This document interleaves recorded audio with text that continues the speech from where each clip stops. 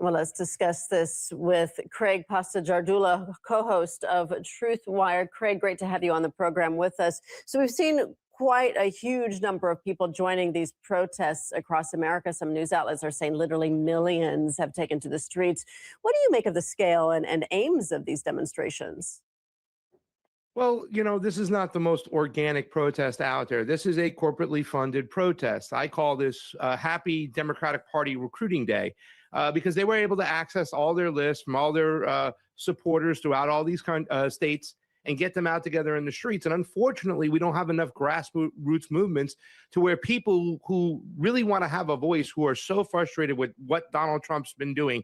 We had the Epstein debacle. We still have the Ukraine war going that he said he was going to defund. We had the ICE catastrophe where people thought it was a unconstitutional national force set out to go out there and enforce immigration laws. They were not happy with it. They need a voice or a place to express that voice. And unfortunately, because it is a corporately sponsored event, this is the No Kings protest by the Democratic Party. So, Craig, you're in Florida right now, and rallies have taken place in some cities in your state as well, with the protest wave really sweeping blue and red states alike. I mean, what is the main reason people are joining the No Kings movement? Well, I do feel that a lot of people feel that, unfortunately, and really this points to the more specific point, which we need to pay attention to, is the fact that the president has way too much power, especially when it comes to foreign policy. I think the Iran war was the straw that broke the camel's back. But this is probably one of the dumbest presidencies, if not the worst presidencies of all time. All those things I mentioned with the Epstein debacle and Ukraine and Iran and ICE, those things really led to what's going on. I mean, he's just been way over the top. And now we see this political posturing for the Republicans complaining that DHS is not being funded properly. Meanwhile, Pete Hegseth is going to Congress to ask for like $200 more trillion with an already $1 trillion budget. And he's asking for 200 billion more, excuse me. I mean, it's just getting out of hand, and people see this going wild and they want to voice their opinions. So Minnesota once again became the epicenter of attention, even though crime levels have dropped following federal raids. Locals do seem to still be angered by their activities and the White House policies. What do you make of the developments there? Well, I was in Minnesota covering those protests, and, things might have calmed down in the streets for a while, but everybody got terrorized. So many people got terrorized. If you ask the citizens of Minnesota, they were more upset that a national police force was running around, unconstitutional, might I add. They were instructed to go into people's houses without judicial warrants, that they can use an administrative warrant. So if you ask the people over there, and Minnesota's the grassroots where a lot of labor movements started, they were really upset what Donald Trump did. So I really don't look at it as that the fact that crime just dropped over there. I mean, those numbers can always be twisted. Minnesota was very upset, and I went to that protest. There was 100,000 people in the streets. So, that was a really organic grassroots movement. And I think that was the stepping stone to leading to this big outcome for the No Kings protest today. So, Craig, you called these protests, recruitment, Democratic recruitment protests? Yes. I mean, how do these protests favor the Democrats, especially bearing in mind that we have the midterm elections coming up? Well, they'll use these protests in these cities with different groups, whether it be, whatever flavor you are, if you're anti-war, if you're anti, against civil liberties, or whatever the case may be. There'll be a list, and Democratic parties from across the country will have their representatives there signing people up. And at the march, it will be, hey, we got to sign you up so you can vote against Trump. But then it will eventually transition. We have to stop the Republicans. So not only did they use all their lists to get all these people in the streets, they're going to grow those lists, and they're going to take advantage of the times and the mishaps of this awful presidency of Donald Trump. So I do believe a lot of people are expecting the Democrats to reclaim control of the Congress in the midterm elections. But have the Democrats achieved any success in challenging Trump's policies? I mean, given that many of the issues the protesters are angry about, their own policies have in many ways been similar. don't get me wrong. This is the do nothing party. All they do is oppose the Republicans, and in this case, oppose Trump. But unfortunately, Americans are caught in this two-party mentality because the two-party dominates. So they feel that they can't go and vote for something in their favor. They have to vote to stop the impending fascism that's coming in. That's how they love to brand it, right? So they'll use this anger and unfortunately the mindset that people have to be trapped inside this two-party duopoly. So they'll be voting against something rather than traditionally voting for someone. All right, we're going to leave it there. Craig Pasta Jardula, co-host of TruthWire. Craig, thank you. Thank you.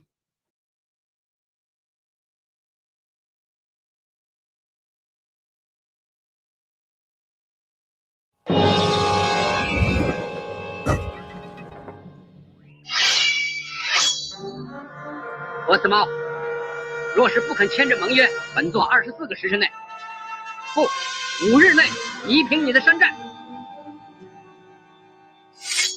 但我知道你内心非常渴望跟本座握手言和，我连和谈的地方都选好了。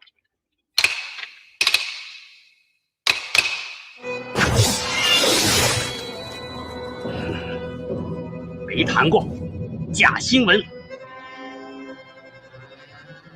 别装了，周日那天我提着2箱牛奶上门，咱俩明明促膝长谈了大半夜。没有的事儿，谈了没谈，真的谈了，信口雌黄。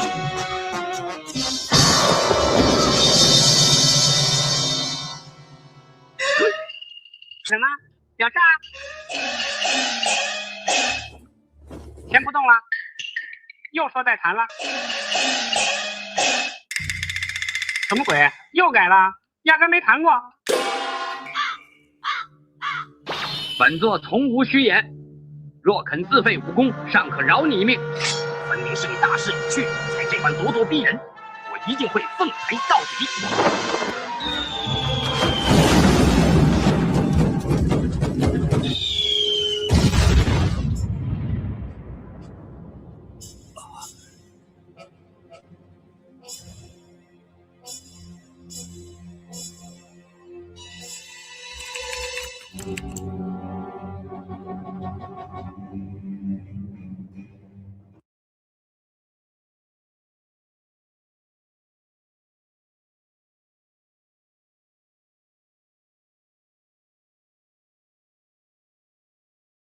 続報です。トランプ大領が8時間の最後通知を撤回しました。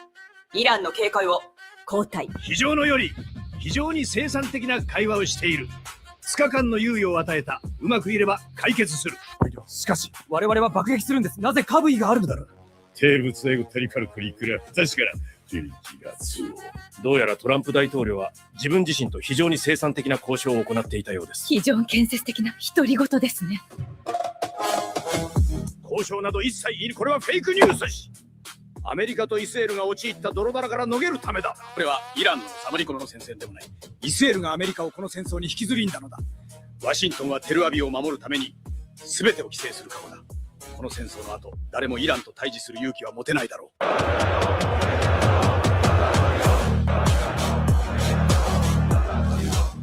人間に奪う権利は、この戦争に正義はない。法王は戦争に反対している。しかし反対派はバチカンがアヤトラの味方だとは言わないようだ。イランは40年間この戦争に備えてきた。これはイラクではない。彼らは無業交付と言ってるはずのか。今なり手元ごとる時代僕の足だ。彼らが構想を始めたはイランが決める。来た。通りに入った。全員待機。ズガズを待て。We are waiting for them.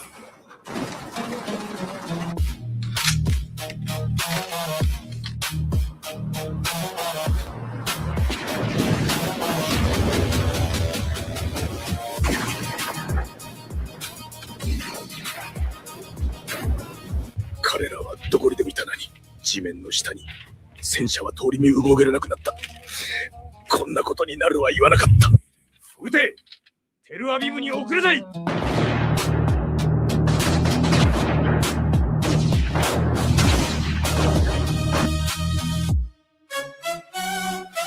トルコは湾岸諸国に呼びかける。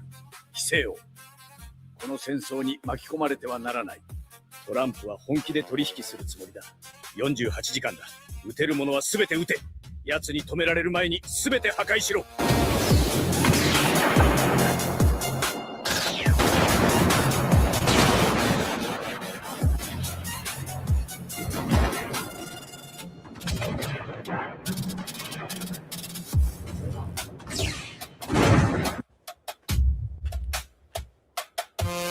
電力なら我々も電力を攻撃しろ。送電網も暗水化施設も全域が闇に沈む。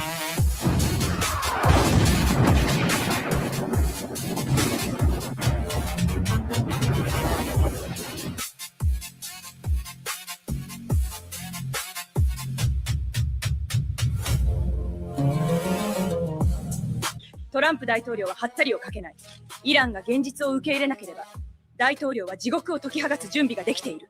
金曜日だ。あの島がイランの心臓だ。石油も港も補給船も全てがあの島にある。主は私のものになる。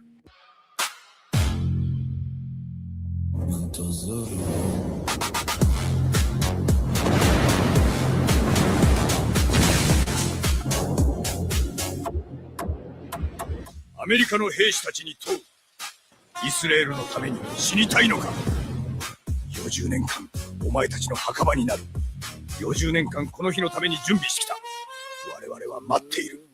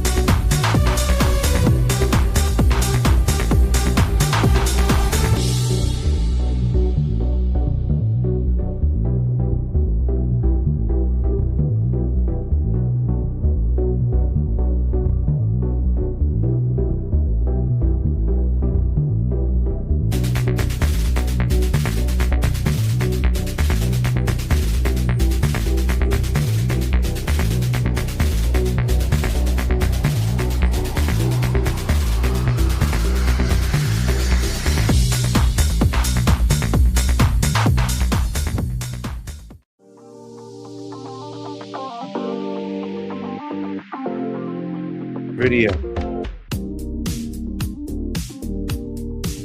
There should be an extra video.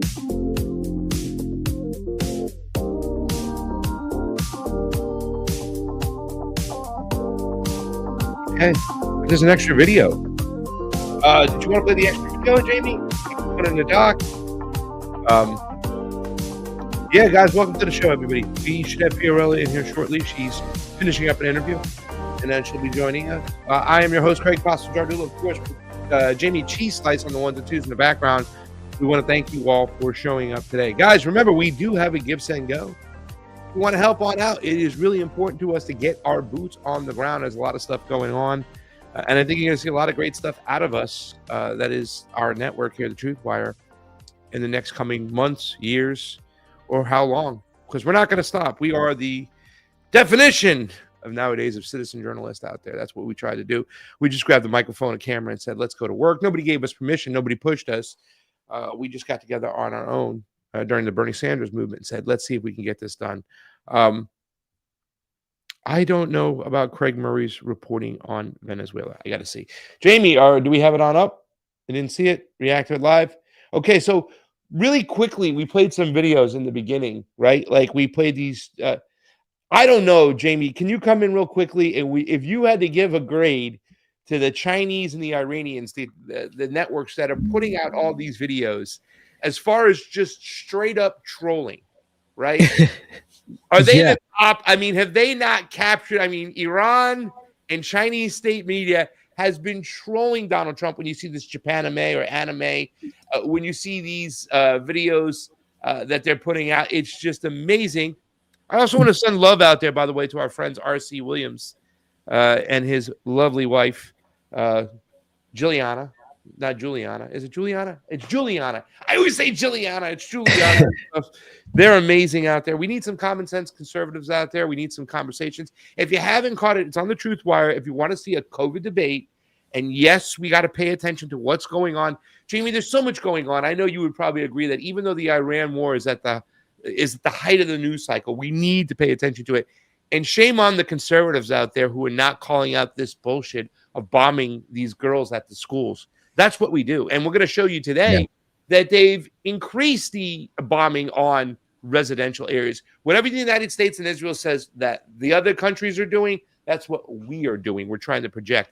But let's get back to this, Jayme, because I know you and Kit Cabello, little fuckers, you probably love this shit. I do love this shit. The Iranians and the Chinese for trolling Donald Trump and the Trump administration. This right here, this is Chinese, I believe. Yes, yeah. Well, today we went both Chinese. We didn't use Iran today. Well, no, I think the second one you wanted to show was Japanese. This one's Chinese, or at least it's Japanimation style. But this is Chinese. This reminds me of a show. It was a very short series called Danger 5. It came on in 2012. It's amazing. Yeah. It's an amazing show. Let's bring Fiorella in so we can watch this, fam, because we're giving a grade to China, Japan, and Iran for their trolling of Donald Trump. We played a couple of these videos beforehand. Plus, we also played my No Kings video, guys. What do you got to say to that? I was on RT talking about how this is happy. Let's sign up more Democrats, because we got to oppose Trump, and eventually we'll transition it to we got to oppose the Republicans. That's how they get you in the two-party duopoly. But let's watch this. We'll get the grades from Jayme and Fiorella. We want to thank you all for joining us. Do us a favor, like, share, subscribe, all that stuff. Share the video too as well. We are still in the anti-monetization zone, which means we don't get a lot of promotion like some of the other lefty shows out there. I don't think a lot of people have had to really deal with what me and Fiorella have had to deal with on this level, as far as the demonetization, the shadow banning, and that stuff. We're just that group. There are groups out there, you know what I'm saying? I mean, doing the show many years with Steve in the morning show, the banning right out the gate, we put up a Whitney Webb video, gets taken down. So there are other people who will get out there. But as far as leftists who get on the ground, Latin America, what we do, our wheelhouse, nobody's had to deal with what we've had to deal with. At least I haven't really thought about them or seen that. So let's watch this video. We'll get a grade. Guys, do all the things you need to do. TruthWire is here. Happy Wednesday. 告诉江湖，搏杀战役已经服软，放了20艘大船过流金舞，这是对我敬敬，对我臣服。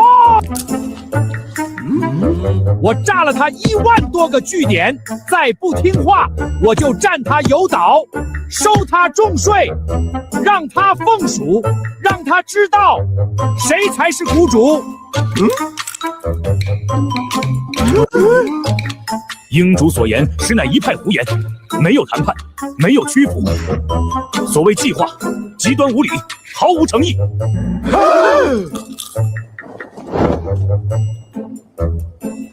盟主，人家根本没接你茬儿。你懂什么？我这是战略计划，定级计划。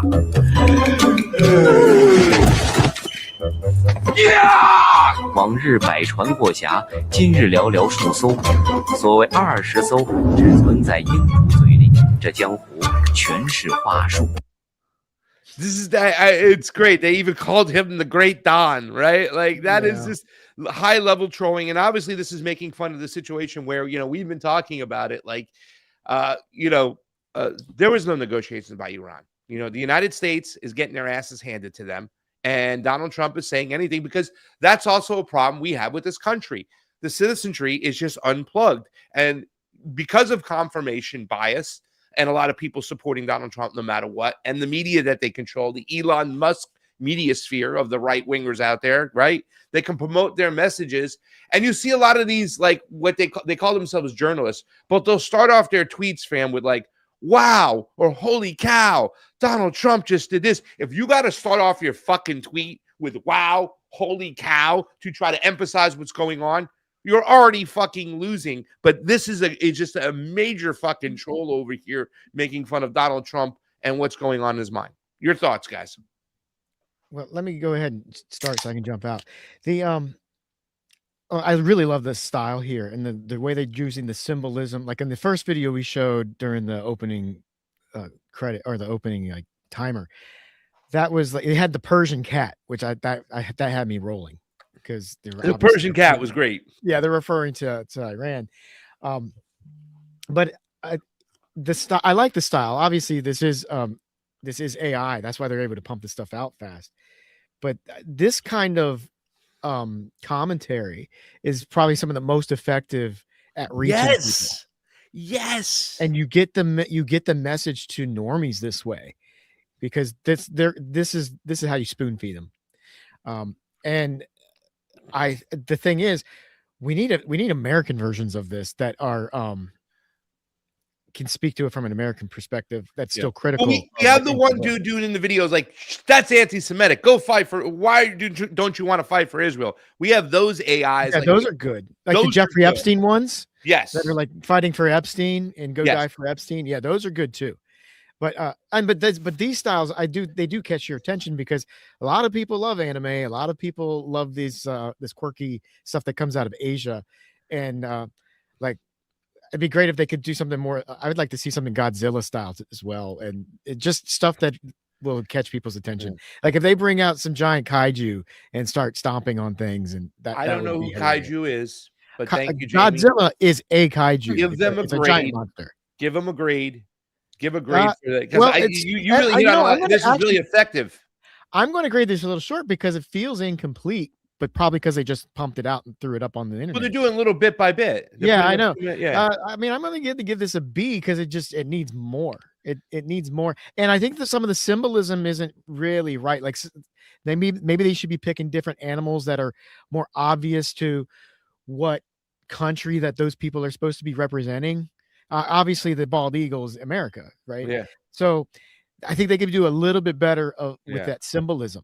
So that's where I'd like to see them improve. Well, fam, there's a lot of people out there that rather see Kid Rock's skinny legs and jean shorts singing for the Super Bowl than a bunch of hot Latin women dancing to Bad Bunny out there. But with those people, other than those people, how do you think these animes and all these things are, as far as the effect is concerned, and really getting the message out? What's your thoughts?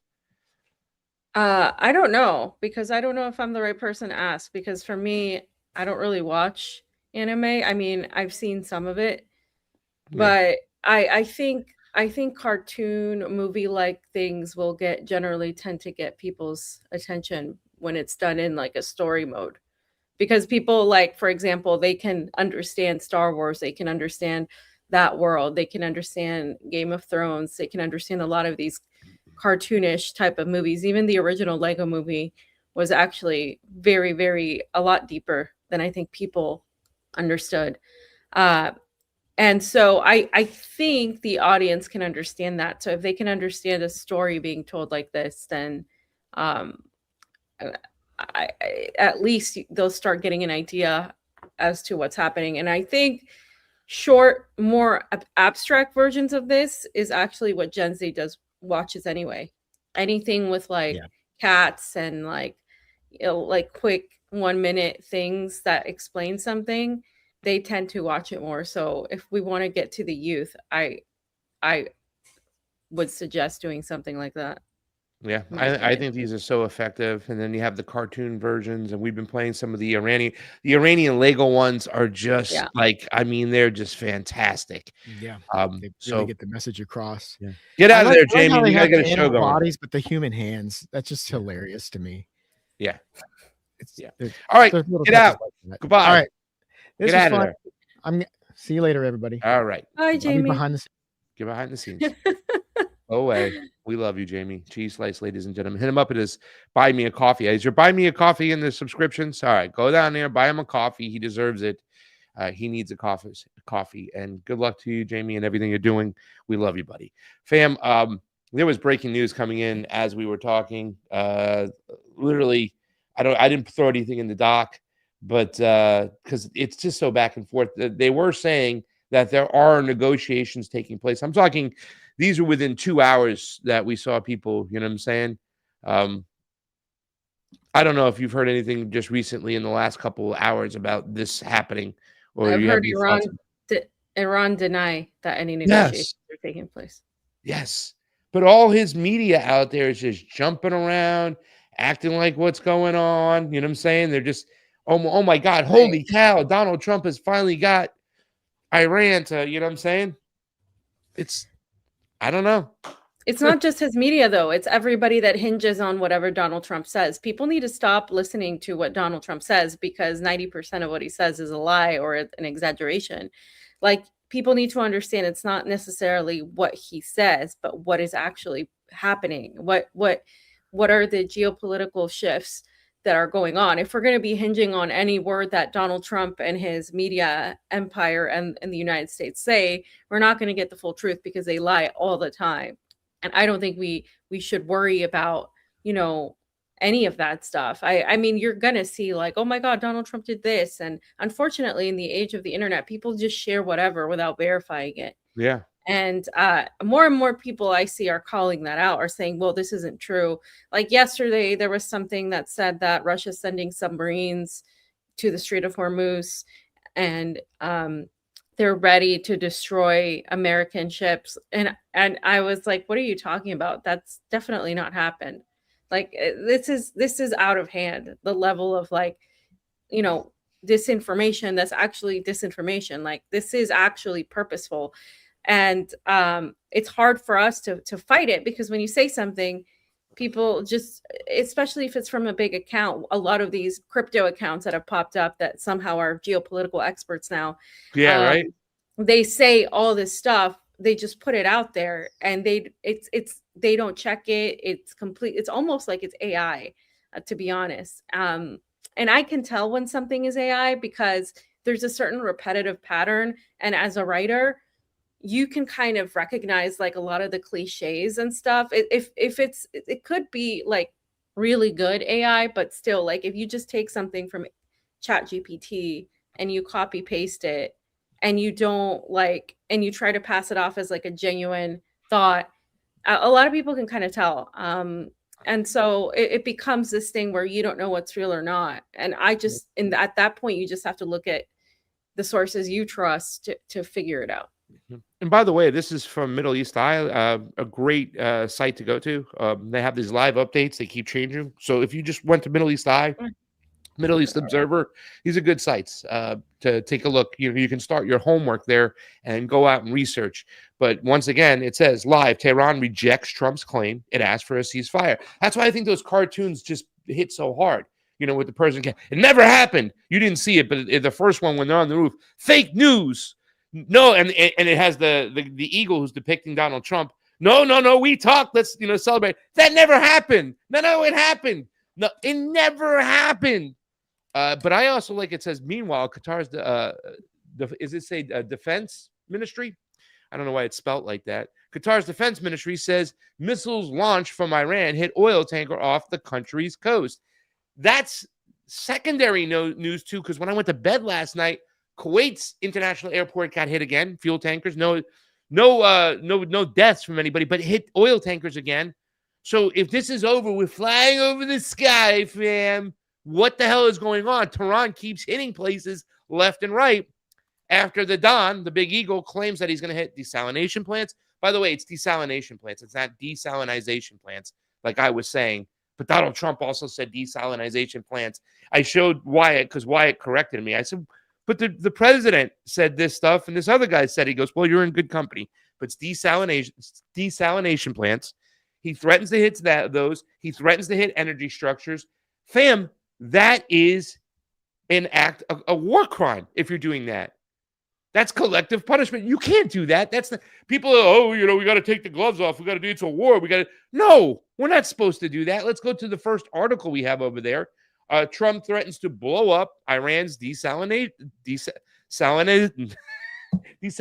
plants. Right? When asked why the president is threatening to potentially commit war crimes, the White House said Iran's best move is to make a deal. We negotiate, fam, but we negotiate with bombs. Sake bombs, Irish car bombs, Jaeger bombs. We negotiate with bombs. Secretary of War Pete Hegseth. President Trump Monday added Iran desalination plants to the list of infrastructure he may blow up. I may blow it up. I don't know. If a deal isn't reached to end the war, threatening attacks on the country's water supply, a clear war crime under international law. Why are people okay with this? Is this a Christian thing to do? You're going to take water away from women and children and say you're fighting a war? The United States of America is in serious discussions with a new and more reasonable regime to end the military operations in Iran, President wrote on Truth Social, though Iran continues to deny negotiations are taking place. Great progress has been made. It is for any reason a deal is not shortly reached, which it probably will be, and if the Hormuz Strait is not immediately open for business, we will conclude our lovely stay in Iran by blowing up and completely obliterating all of their electric generating plants, oil wells, and Karg Island, and possibly desalinization plants. He said desalinization. There's a Trump again, which we have purposely not yet touched, Trump added. Once again, this whole back and forth, fam, them saying it, denying it, that's enough of that article. It says it all right there. If they don't do what we say, we're going to starve out women and children. Why is that okay with the Christian nation and the citizenry here in America? How can they be okay with that? You're going to starve women and children, and that's a war tactic? You're okay with that? Got to take the gloves off, fam. I mean, it's disgusting even that he mentions this and throws this out there. It's a fucking war crime. Go ahead, fam. Fam, I just don't like. They've never cared about this stuff. This is nothing new. This is par for the course. This is what Israel has done to the entire region, especially specifically to Gaza. They attacked the water sources all the time. They've done this in the West Bank. They've attacked there's any source of consumption for the entire region. And the United States is, of course, acting with them, like them, in that same capacity. And nobody's going to do anything about it. The UN isn't going to do anything about it. How many international laws have been broken for the last at least 2 years, if we're even just going to start measuring for the last 2 years, but we know it's been longer, by Israel in the United States? How many people have just been killed, not just leadership, but civilians?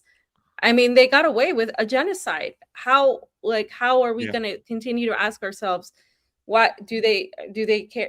Are they not Christian? No, they're not Christian. Of course they're not Christian. They don't care about actual service to anything of grace. They just literally want the label. There's this Zionist mentality, whether it's Christian or Israeli Jew, that they are the chosen people and that everybody else has to follow along. And that's the same fascist mentality that exists in some parts of the world. And that's what has to be defeated, which is why Iran understands that they don't want a ceasefire, because a ceasefire is a temporary mandate solution. They want an end to the war. And they're only going to get that end to the war on their terms, because if it's not on their terms, this is going to be perpetual. It's the same thing with Russia. They're never going to stop bothering them. And this is a continuation. Yeah. Fam, you also pointed out some other outlets. Press TV is good. Press TV seems to be back on its feet. I don't know what had happened in the beginning. It went away for the first 2 days. I couldn't find them, but they kind of recovered quickly as the war took place and, the bombs around them. But yes, you're right. They do some great work out there. There's some other networks. And like I said, it's a good jumping start point. It's a good starting place, but you got to do more research when you see those things. Al Jazeera reported the same thing, but there is also a little twist, fam. The Karg Island situation. A lot of people believe that the troops being amassed in that region, right, to go and take Karg Island, that might be a thing. There was a Lego animation made by the Iranian media or some Iranian outlet that showed that, hey, man, you're coming in here. We got the coffins made. And I got to say, I spoke to my source 2 days ago, said to say hi, fam. But he had said the bombing, right, has been increased tenfold. So they are really hitting hard, and they are hitting infrastructure out there that is not military infrastructure. And you're right. Gaza took place, but that was Israel doing it, right? So I thought maybe there might be a little spark, some sense of humanity from some of the fucking Christian citizens in this fucking country to say, now we're doing it directly. Now you're okay with it now? That blood on your hands is okay? You used to use Israel as an excuse. They were killing women and children. It was our bombs. You didn't want to say anything. Now it's our bombs dropped by our personnel. You're still fucking okay with it? Tell me again, you're a Christian. Al Jazeera just reported up there, and you can click on it real quick, Jayme. And you click on the link, and it will take you to the point where it talks about the fact that Karg Island, fam, I don't know. I mean, they're dug in there pretty deep, and I don't think there's any removing them, and I don't even think there's any chance of getting that. And it's not going to stop Iran. Iran has been expecting this for a while, right? They are decentralized in so many things. Yeah, you can hit their electricity grids, their energy grids, but you're going to have to hit many because they don't put too many eggs in one basket, and they have them all over the country. Same with their water supply, right? Same with their military. You can't just cut off one. Even though Fox News, I know Jamie's probably seen this as it's on at his house with his parents. They put up all these pictures of all the leaders of Iran, fam, and they say eliminated. Like that's going to do something. And now this lie. Well, this new group is a lot more sensible than the last group. Bullshit. The last Ayatollah was against building a nuclear bomb. You now got the kid who's going to go ahead and build one. So don't fucking bullshit us and lie to us, because you can lie to your stupid fucking people and give them their confirmation bias. But this seems like a suicide mission every single time I look at it. And I know I have a gut feeling, fam, they're still withholding the numbers of Americans dead there. They haven't broke that news, and I wonder if they will. So if you have anything to say about Karg Island, please go ahead and do so. I just don't, I mean, this is all coming from Donald Trump, and I don't see how it's anything to take seriously, because he can want a lot of things. Like I said yesterday, you can want a pony, and that doesn't mean it's going to happen. I think that a lot of people assume that he's just kind of like bluffing, but let's look back at the beginning of this war. Donald Trump and the Americans thought that they would come in here and quickly cut off the heads of the leadership, be able to get people out to promote their regime change, and that would be the end of it. What they did to Nicolas Maduro, what they plan on doing to Cuba, what they've done before with Gaddafi, they thought, this is easy. This is a done deal. We're going to get this done. It's not going to take that long. Yeah, we might have to do a few things here and there, but we're going to get it done quickly. that is what happened. They literally underestimated Iran, and they keep underestimating Iran. And in fact, I will mention later that it's not just them. It's literally a lot of people underestimating Iran and their capabilities and their knowledge and also their inner determination to do this. So when that happens, then I do think they're crazy enough to do some of the things that I thought maybe they wouldn't do, like a ground invasion, like use of tactical nuclear or weapons of destruction, like a lot of false flags that we've been trying to see, but more, I think, aggressive than we've ever seen before. Not because I think they're so super capable and smart, but because rather they are desperate and they're increasingly not succeeding in this plan. And the other only option for them is to find an off-ramp for now, because if they just back away for now, that's it. That's just right now. That doesn't mean that they're going to back away for good. So Iran knows that, that if the US backs away to save face, that this isn't the end of this war. Yeah. I don't know, fam. I think they're testing out a lot of AI freaking equipment over here and weaponry for the first time. I think they did it in Gaza. Now they're using it in Iran. I think there's a lot of nefarious technocratic bullshit that's taking place on a regular basis. And the computer's starting to run itself. And eventually that will be the same computer that will go after humanity. And then eventually we'll be done with the Terminator and we'll move into the Matrix eventually. Fam, you put this up over here. Jayme, go ahead. So he said, I don't think people understand the gravity of the situation linked to the strikes on oil depots in Iran, the desalination plant in Bahrain, on oil infrastructures in Saudi Arabia and Oman and beyond. Bombing oil depots across Iran didn't just kill civilians, it poisoned the air covered in thick black toxic clouds of smoke, contaminated the water, and turned the sky into acid rain, raining oil on millions of people with cancerous polluted air entering every lung.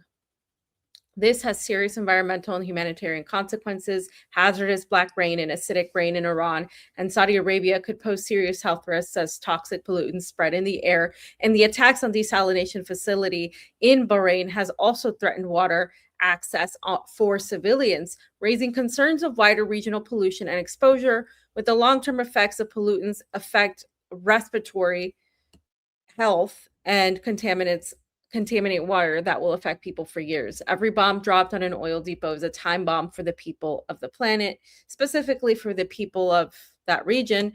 This has moved beyond geopolitics. It's a crime against humanity. And that's what it is. It's not just a violation of a war crime. It's a crime against humanity.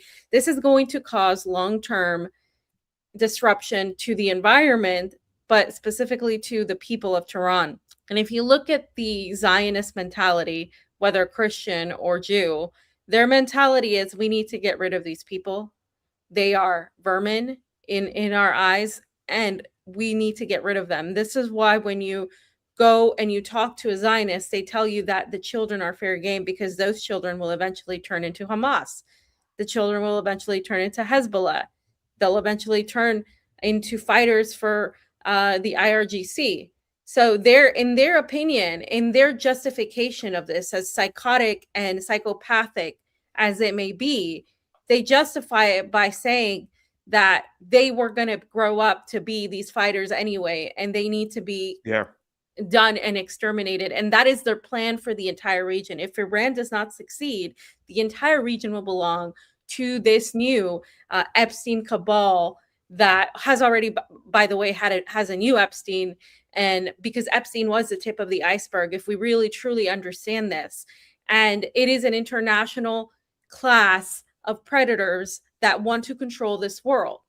And so I think once you look at it that way, you can understand this mentality. It's like, when you watch one of these shows, true crime shows that Pasta hates that I love, you get into the mind of the serial killer. You try to understand how they think about things, even if you obviously don't agree with it, but this is how they think. They're like, yeah, how do we get rid of them? Well, we contaminate their desalination plants. We contaminate their entire water source. We contaminate their food. We make it impossible for them to get out. And then we make it impossible for them to get any help, and we try to demoralize them, and once we have them trapped, we eliminate them. And it is through this mentality that these people are acting. And the United States is going to try to say, oh no, we're just going after military targets, but we can all see that that's not the case.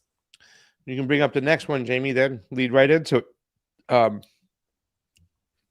They always hit residential targets, right? This is something my source told me when I said, why are they hitting hospitals and schools and stuff? He goes, because that's what they do. Like, the people of Iran know this, right? U.S. Israeli strikes in Iran hit an orphanage. That's really big of you. Cancer drug facility, religious site, and more residential buildings. At least 2 people were reported killed in a strike that hit an orphanage in west of Tehran. U.S. Israeli strikes continue to pound civilian targets in Iran, hitting an orphanage, a cancer drug facility, which that's another big one, a religious site, and more residential buildings in recent days. CNN reported, citing Israel's semi-official Fars news agency, that a U.S. or Israeli strike on Monday hit a newly built orphanage charity complex in the city of Hardis, about 25 miles west of Tehran, killing at least 2 people and wounding 5 others. The attack on the orphanage was also recorded by the human rights activist news agency, a U.S.-based and U.S.-funded NGO that is very critical of the Iranian government. So even the government, even the network fam that is critical of the Iranian government is reporting that this is happening, right? So it's just disgusting. That's it for that one, Jayme. We don't have to go into anything else right now. You know what I'm saying? We can. It's disgusting, but that's what they do. That's what we do. That's what your tax dollars do. So I don't know, Christians. Look in the mirror. Hey, I know you have no faith whatsoever, so I get you. But listen, if they're going to sit there and act that way, I'm going to continue to call them out. I'm going to continue to call them out. And I'm going to call them out more than ever, because I didn't call them out as much, right? I would give them a lot of passes and say, all right, let's talk about this. But enough is a fuck enough, right? Enough is enough. What's next, Jayme? We're just fighting a fight against evil. This is what it is, and it's late. It's being laid out perfectly clear for the world. This is not the same as Gaza. This isn't there's 2 sides to the story. No, it's very clear you don't bomb orphanages. It's very clear that you don't kill a school where there's a bunch of children there, and that there's a bunch of children. So you do it. You do a double tap, like this. That is not an accident. That is not open to justification. It's not open to debate. It's something you don't do. But clearly, they're trying to lie to everybody and gaslight the entire world into justifying all of this. Yeah. Well, let's click on what the Don said. Trump tells fuel-starved countries to buy from the U.S. Fight to free the Strait of Hormuz. Get your own oil. This is a war of choice. NATO allies don't have to do fucking dick. It wasn't like you were connected. It wasn't like we were attacked. And then now you have to come to our aid. No, we decided to go in this on our own. And this just seems fucking unhinged with this guy. All of those countries that can't get jet fuel because of the Strait of Hormuz, like the United Kingdom, which refused to get involved in the decapitation of Iran. I have a suggestion for you. Number 1, buy from the U.S. We have plenty. Number 2, build up some delayed courage, go to the Strait, and just take it. You'll have to start learning how to fight for yourself. The USA won't be there to help you anymore, just like you weren't there for us. Iran has been essentially decimated. The hard part is done. Get your oil. President Donald J. Trump. I don't know why he didn't put thank you for your attention to this matter the way he always does that, which they've been saying in some of the Lego stuff and everything, the trolling and stuff. But this is just fucking ridiculous, right? U.S. attacks Isfahan. Did I say that right? How do you say Isfahan? In Iran, as gas price average topped $4. Gas is like $4.50. It was $3 here in Boca. Now it's $4.50. It's been driving through the roof, fam. Please, Donald Trump with the Truth Social post. And what bothers me is that he's talking this rhetoric that a lot of Americans actually believe. Yeah, we've been taken advantage for all so long, fighting these terrorist countries. Now we do the work, and once again, Europe just wants to sit on her ass while we fight their battles. Enough is enough. I'm glad what Donald's doing. He should make them get in the fight. We got to stop doing that for them. I mean, hello, assholes. Wake the fuck up. We're the ones going around with our military bases everywhere. You know, it's within our own house that's the problem. Europe is not the fucking problem. We're the problem. Go ahead, fam.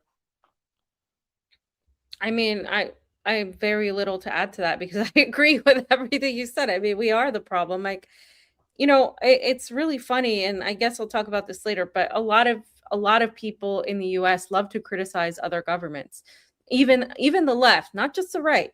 Yeah. You know, like when something goes down in Venezuela, oh, what a traitor, so and so is a traitor. They didn't do this, they didn't do that, they did. It's like we have nothing to show for it. We don't even have anything. We have Donald Trump, and we've had before him Joe Biden, and before that we've had Donald Trump, and then Obama, and then, you know, it goes on and on as to the idiots we've had representing us, the puppets that we've had in charge. We are not in control of our government as a people. The government is not serving us and has not for a long time. Yet we have the audacity to talk about other peoples and other governments and how awful they are and what we should do and what we could do if they could just listen to us. It's this mentality of superiority that I think will ironically be the demise of the United States. This arrogance of how we treat other people, that it becomes less and less apparent the more we are away from the United States. I encourage everybody watching this show to try to get away from the United States for a good at least 30 days. If you can, a month or 3. Because once you get away from the United States, your entire perspective shifts. You are not surrounded by the same propaganda. You're not surrounded by the same concerns. And you realize that even if you were on the right track and if you understand the world better than the majority of people, you will understand it even better. You will understand, you will be angry, I think. You'll probably get a little bit angry and less patient like myself, but you will be able to see things more clearly. It's like a detox. You got to detox yourself. And then you will understand why what is so difficult for other people outside of the United States is to kind of come down to this level and have, you know, an understanding with why the hell are we allowing this to happen? Why is there no movement building and organizing a dumb protest sponsored by corporate Democrats is not doing anything? Writing letters to Congress and petitioning the government for XYZ does nothing. We are not at that level. There needs to be movement building, which is entirely different than organizing just a protest on Saturday where everybody forgets about the issue and never does anything again. So we just have to consider all these thoughts. You know, fam, I just want to make sure that we will circle the wagons and get back to this. Let's finish this section. But there's stuff people keep putting in the chat about Craig Murray saying some stuff about Venezuela. We'll circle the wagons and get back to that, because you did mention something about the rumors that people go with. What do we have next in the doc, Jayme? Go ahead. What you got? Put it up, James. So this was what was said yesterday. We'll be leaving very soon. And if France or somebody else in the other country wants to get oil or gas, they will go through the Strait of the Hormuz Strait, fam. I'm changing it. And we'll be able to fend for themselves. But we'll have nothing to do with that. What happens in the Strait, we aren't going to have anything to do with it. There's no reason for us to do it. Fam, I don't know what the fuck is going on with this guy. You know, we're going to leave here, there. You can't get a grip on anything he says. I mean, people talked about Joe Biden. Go ahead, Jayme. Click on him. Let's hear what he has to say. People talking about Joe Biden and his fucking dementia, but I think Donald Trump is starting to get to that level. People understand it. We'll be leaving very soon. And if France or some other country wants to get oil or gas, they'll go up through the Strait and Hormuz Strait. They'll go right up there and they'll be able to fend for themselves. I think it'll be very safe, actually, but we have nothing to do with that. What happens in the Strait, we're not going to have anything to do with, because these countries, China, China will go up and they'll fuel up their beautiful ships and they'll leave and they'll take care of themselves. There's no reason for us to do it. We hit them hard. We got rid of a lot of the radicalized lunatics along the strait. But if they want something, but I would say that within 2 weeks, maybe 3, we're hitting them very hard. Last night we knocked out tremendous amounts of missile making facilities. We, as people understand it, we'll be leaving very soon. And he goes back into his rhetoric about, you know what I'm saying, but what is this that will be leaving very soon? I mean, guys, this guy's fucking demented at this point. You can't fucking listen to anything he's saying. He's saying this one day, that 48 hours. Okay, 5 days. Okay, 10 days. Oh, we'll be leaving very soon. We're negotiating. No, we're not negotiating. I mean, this is fucking bonkers. This is fucking bonkers. And, you know, Pete Hegseth going asking for another 200 billion on an already 1 trillion plus military budget from the peace president. I mean, it's fucking, what's next? You know, we're going to be staying there for a while. The goal of the war seems to have shifted to opening the Strait of Hormuz, which was open before the war. And we know the Pentagon told the Don, hey, if you attack Iran, they're going to close the Strait of Hormuz. And we have no ways to open it back up. And all this sending the military personnel in there and more Marines and the bombing, it ain't going to do dick. Taking Kharg Island ain't going to do dick. The Strait of Hormuz will remain closed at the behest of the Iranian government. They have control. And on the other side, with Ansarallah, not the Houthis, thank you, they have control of that other strait over there. How do you say it? Mamdad, I can't even say it right, but we know that small strait. If they close both of those together, now that Yemen's in the war, Iraq's in the war. And by the way, fam, I got to ask you if you heard about this new Syrian front that's entered the war. You probably have heard about it. My source told me about Syria's now getting involved. So this is they're building the forces over there. It means more trouble for the United States or the Don. Maybe it might be less trouble because we'll get the fuck out, but more trouble for Donald Trump's administration and Pete Hegseth. I mean, we're all over the place. Do you know he's going to address, did I put it up there? He's going to address the nation tonight at 9 p.m. Eastern, says Caroline Levitt. This is from Zero Hedge, but a lot of people talked about it. What's he going to tell the nation tonight, fam? That we're pulling out? Is that what that was a signal to? Or that we're going to continue the bomb? I don't know. What could it be? There should be odds.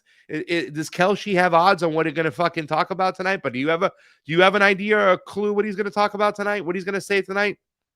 I don't really care what he's going to say tonight. I mean, I think he's going to say what he wants people to hear to calm people down, because there's a lot of protests to this war in terms of just personal, right? Not like physical, but there's a lot of people saying, what is going on with this? Gas prices are going up. You know, Americans don't want to, they care when it hits their pocket.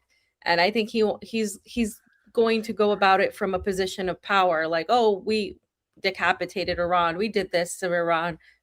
We don't need to be there anymore. We're gonna just, you know, make sure everything's good. I think he's gonna go along with this. But the thing is, Iran knows that he's full of it, and they're not gonna let their guard down, because for them, nothing is over. There's been no negotiation. They don't want a ceasefire. This is not gonna end when they want.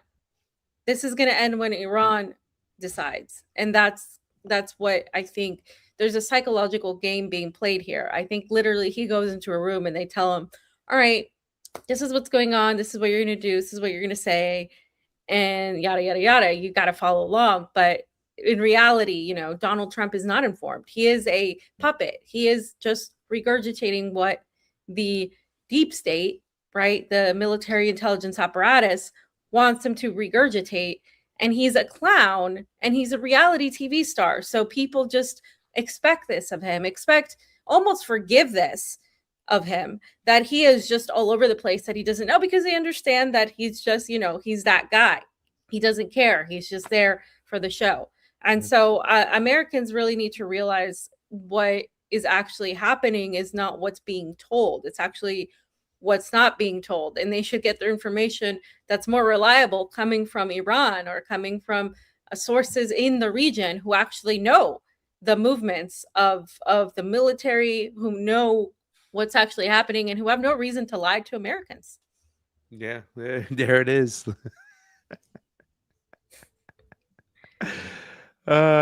Jesus. You know what else, fam? You want to talk about somebody who you don't know what the hell's going on with? But about Marco Rubio all over the fucking place. Confirmed in the Senate, 99-0. Want to keep reminding people of that this fucking warmongering asshole was confirmed 99-0. And to talk about him being the president, God help us. Don't even like this government or this regime. This is a regime that is led by radical Shia clerics, by people who believe that it is their calling. I know this sounds fantastical, but it's absolutely true. This is a regime led by people who believe that it is their calling and their purpose in life to usher in the end of the world. These people don't even love. I mean, the fact That's Israel. Yeah. I mean, what this guy is saying, and he literally goes on and say, who's buying this fucking bullshit? This warmongering, ridiculous bullshit. I would like to think that, that we're a country that would hang people like this for their fucking treason and what they're doing and how they're going about it. I really would, but we're not. Instead, people will take this as confirmation bias. Once again, this guy confirmed by the Senate, 99-0. Just want to point that out. Bernie Sanders, who's back again, by the way, at the fucking No Kings fucking event. What else we got, Jayme? Let's get through this section so we can get on to the next one. This was last night. It's at 8:26 a.m. But I got it from a couple because of they're places. 8 hours ahead. Yeah, okay. So Kuwait says Iran drone sets airport fuel tank ablaze, no casualties. We talked about the fact that Qatar got hit too as well. So for a war that's ended, there are still precision strikes coming from Iran. That airport is shut down. They said anybody in the Gulf. An Iranian drone attack struck a fuel tanks at Kuwait International Airport on Wednesday, sparking massive fires, causing no casualties. Kuwait state news agency KUNA said. The latest of several attacks on the airport and fuel shortage there came as the U.S.-Israeli war on Iran broadens with Tehran strikes on Israel and Gulf Arab states that host U.S. military installations.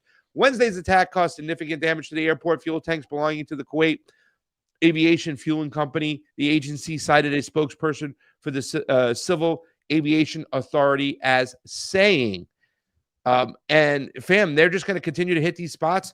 This war is far from over. Precision strikes on infrastructure.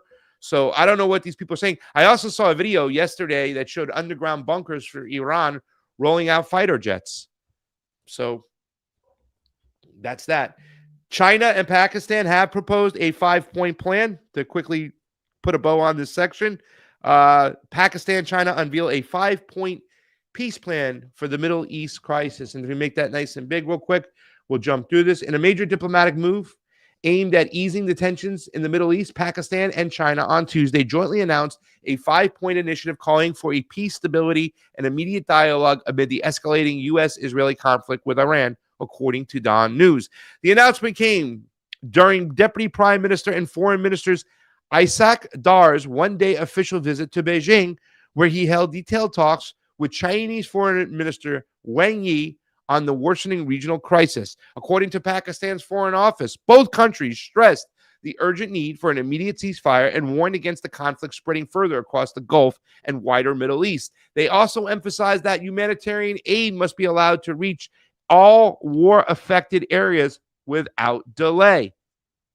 A central point of the initiative was to call for peace talks to begin as soon as possible. Pakistan and China underlined that the sovereignty, territorial integrity, and national independence of Iran and the Gulf states must be respected.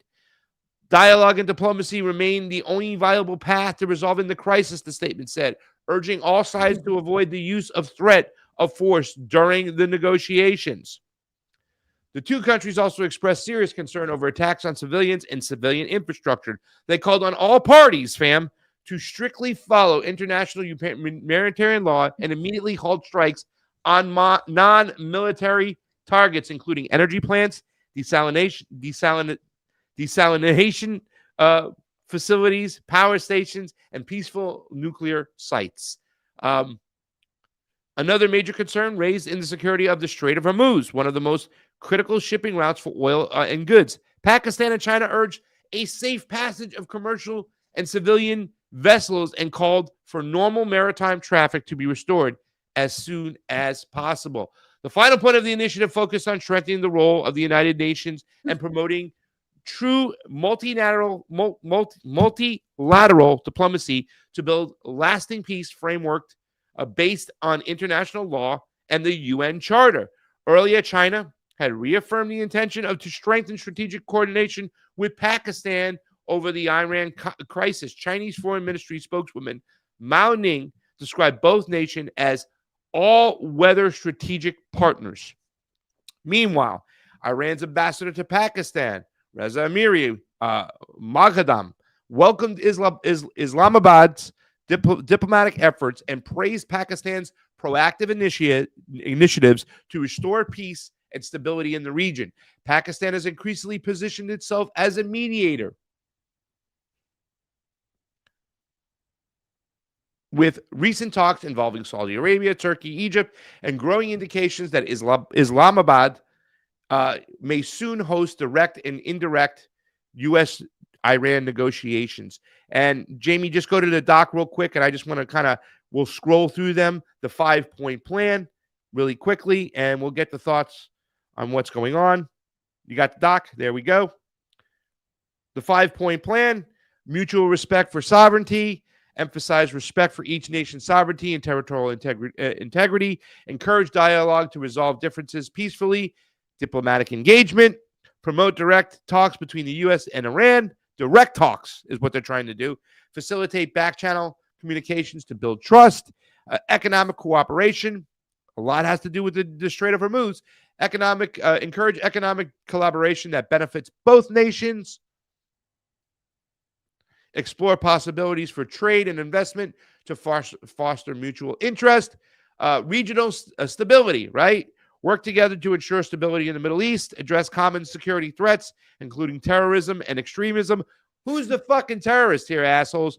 Nuclear non-proliferation. Reaffirm commitments to nuclear non-proliferation. Engage in discussions to revive and strengthen the Joint Comprehensive Plan of Action, the JCPOA. This plan aims to de-escalate tensions and foster a more cooperative relationship between Iran and the U.S., while also involving regional powers like China and Pakistan in the process, fam. That's what they have proposed. Let's get these guys talking. Let's open up trade. Let's get the Strait of Hormuz working again. Let's respect the sovereignty of these nations in the Gulf. I mean, I know it's just basic in what's going on, but that's what's been going on. Bullshit. Yeah. I think it's bullshit. I think the entire thing is bullshit. First of all, it's coming from Pakistan, who is right now unreliable because much of the control is not coming from the Imran Khan wing of the party. And they have Iran knows that Pakistan has long been threatened to be used as a form of controlling and subduing Iran from an unexpected area. But Iran is very well of Pakistan's role in this whole thing. So they do not trust Pakistan. China, more and more my sources have been telling me that there's been less trust in Russia, and China still has some sort of trust. But the reality is China is only communist when it comes to its government. It is state-funded capitalism. There's literally just, it's operating in a very capitalist way.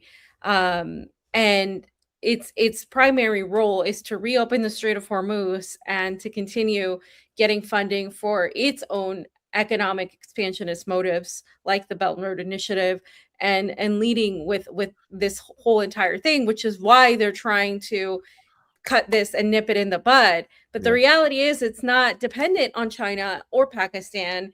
What Iran does, it's up to them. And the way they are going back and talking about this, like this is an equal side saying that, oh, we have to respect international law. Both sides have to respect international law. The United States and Israel have never respected international law. The moment Iran bombs some hotels where they know there are U.S. military hiding there, and on purpose, they get the weight of the entire UN thrown at them. And their own allies, China and Russia, don't come to their rescue. So any sort of plan that talks about going after to replace to follow the UN Charter, to follow the protocol of the UN and international law just screams bullshit to me, because nobody has followed international law. None of these people have stood up to constant stomping and disregard for international law by the United States and Israel. Why does Iran have to be put on this level when they have done none of that? When they have seen their own civilians every single day get killed by the United States and Israel, and the UN has been useless to stop it. And now they want to go and promote this idea of a peace plan that it's supposed to promote diplomacy. You can't have diplomacy with a terrorist entity like Israel. You cannot have diplomacy with that. They don't want diplomacy. They want the annihilation of their people. And if you don't understand that to this point, you're useless to them, because they don't operate under your jurisdiction. They don't operate like that. They're going to do what they need to do to ensure their survival. And they've killed off the more diplomatic aspects of the Shah, of the Ayatollah, excuse me. And they now have a more radical in the sense of revolutionary, something that I think is necessary for Iran now. It is necessary for Iran to pursue nuclear weapons. It is necessary for the survival of Iran to continue doing what they're doing, because if they don't do that, they will be annihilated, because that is exactly the goal of the United States and Israel. And the UN will still sit around and say, oh, this is devastating. China will say, oh, this is absolutely unjustifiable. There's a war on aggression on Iran. Russia will come out and say, we don't support these nuclear strikes on Iran, but that's it. Nobody's going to do anything. I would hope that after something like that would happen, that it would change the world. But looking at as to what this proposal is and what they're promoting, they're promoting absolutely nothing that is actually going to benefit Iran. All of that is benefiting the United States and Israel, who would get off scot-free, who would get off with some sort of diplomatic truce that they would not respect Iran for. So that's why I'm worked up, because I think it's bullshit. And I don't, I think Iran isn't going to fall for that. It's an insult, to be honest.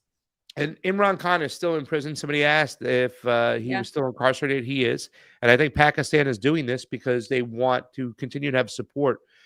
From what we've talked to our connections, Salman Ahmad, who's friends with Imran Khan, played cricket with him in school, and also was started Islamabad Rock USA, very, activist within the country and stuff, now living in New York and stuff, saying that, pretty much the government, the generals and those that are in charge right now in Pakistan from their latest coup have come to the United States and say, hey, listen, we'll just help us, back us. We'll keep Imran Khan in jail.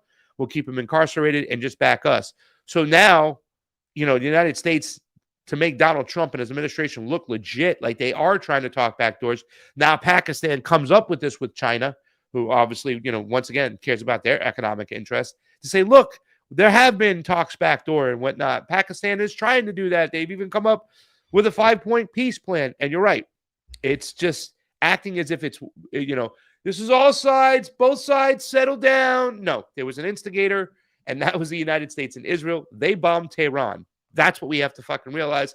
And I agree with you. It is shit. And it is just Pakistan's current government being the whipping boy of the United States again. That's what this is all about.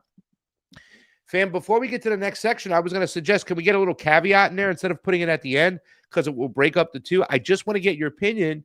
By the way, let's throw up the Give, Send, Go real quick, Jayme, while you got it up there. Guys, help us on out. In less than a week, Fam and I will be together talking about what's going on in Peru and their elections. A lot of stuff's going to taking place, guys.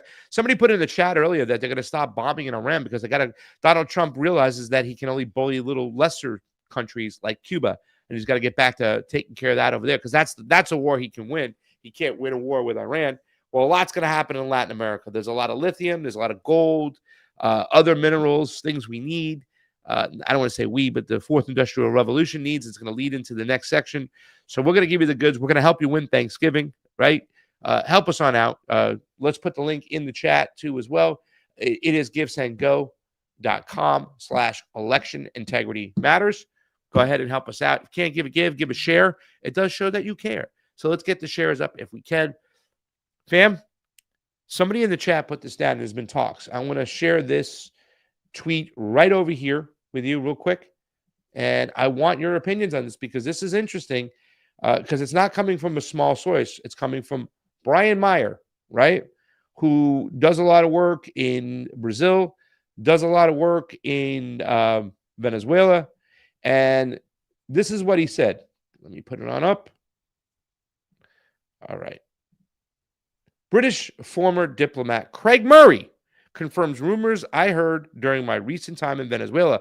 Multiple high-level sources confirmed to him that Nicolas Maduro ordered Venezuelan forces to stand down in the eventual kidnapping operation to avoid a ground invasion and save lives.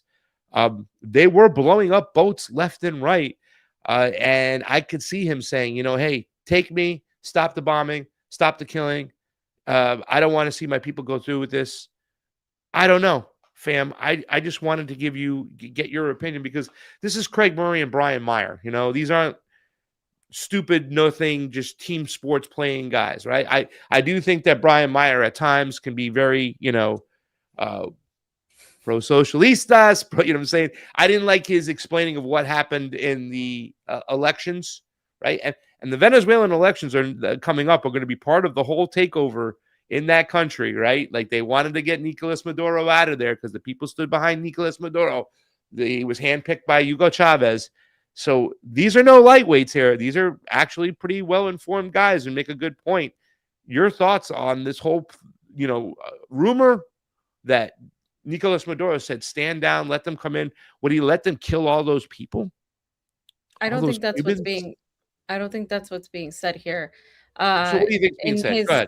Go ahead. Well, you should probably read Craig Murray's article, and I don't always agree with Craig Murray's tactics when he goes to a foreign country. But, I will say that from my own sources, Nicolas Maduro didn't want an invasion of the United States to be met with the Venezuelan people fighting them, because he knows, and I think we all know, that Venezuela couldn't go to war with the United States. They don't have the military capacity to do what, for example, Iran could do. So there was a plan laid out for Delcy, or for anybody who took over, that in the event of his kidnapping, that there would be there would be an avoidance of loss of life, that you would have to follow a de-escalation type of tactic. It's not to say that, he told everybody to stand down and not protect him. I think a lot of the people loyal to him wouldn't stand down, that they would fight to support him. But in the event that he was being targeted, it's actually more of a self-sacrificing move. I will go, and you guys just cooperate so no harm comes to the Venezuelan people. That's pretty much what's being said. It's not that he told everybody to just give up and give in to the United States. Like, this is, I haven't seen that from my sources. And there's a lot of things that have come to reality since Venezuela, like in the way Syria kind of lifted a lot of things into reality. Who helped Venezuela during this time, right? What did China or Russia get involved? No, it's like, yeah, they're outside of their, regional area, but there could have been more of a coalition built, more of an alliance, but Venezuela was alone. Again, I ask people, it's very easy to sit there and say, oh, so-and-so is a traitor, oh, so-and-so betrayed. But these are people that have lived for decades under US sanctions, been vilified by the United States, have lived in economically dire situations, have had to really fight every day to have basics like water, like normal things that we take for granted in the United States. So it's very easy for a lot of these people to say, oh, so Delcy Rodriguez is a traitor, look what she's doing, blah, blah, blah. Like, Venezuela, I think, went for a pragmatic solution based on their limits. I don't agree with it. I probably wouldn't have done that. I probably would have fought. I probably, would have taken another route, would have tried to demand an alliance from my allies. I would have done something else, maybe. But it's easy to say these things, in hindsight, when you haven't lived in those situations where these people are fighting every single day to survive. and their own people are fleeing to the United States. They're fleeing to Peru. They're fleeing to Colombia, to Chile, to the rest of Latin America. There's a lot of Venezuelans here working in restaurants, working as taxi drivers still.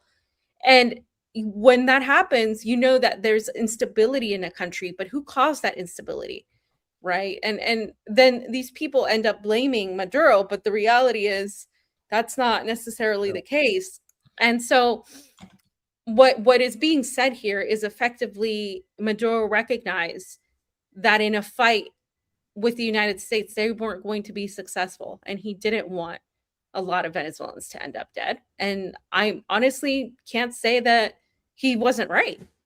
I mean, if there was going to be an actual bombing campaign like there is in Venezuela, like there is in Iran, in Venezuela, then what do you think would have happened? A lot of innocent people would have died.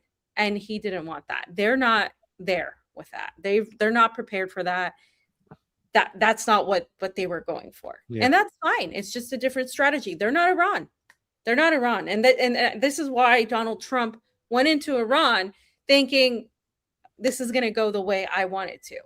Yeah. And it didn't. And I think a lot of things, the one major thing that we need to point out is, well, why now is what people are saying. Why now? Because it's a little bit different right now, because now the United States has reached a point where it could do this extrajudicial murder and not have any pushback against it. He was blowing up boats in the in the Caribbean left and right, and that would be considered a war crime, and people are a lot hesitant to do that. But now that when you have a maniac in there, or just the chosen maniac, right, and the Congress has completely abdicated themselves from making any decision, right? They only want to speak up for some virtue signaling or to act like they're opposing. But, this stuff can go on. And, look what's going on in Ecuador. The military actions are taking place. I mean, they're draining our money left and right, our tax dollars left and right. And then we were supposed to have less of this, less nation building, less getting involved. And it's just been increased tenfold under this guy. So I can understand why now it would be different.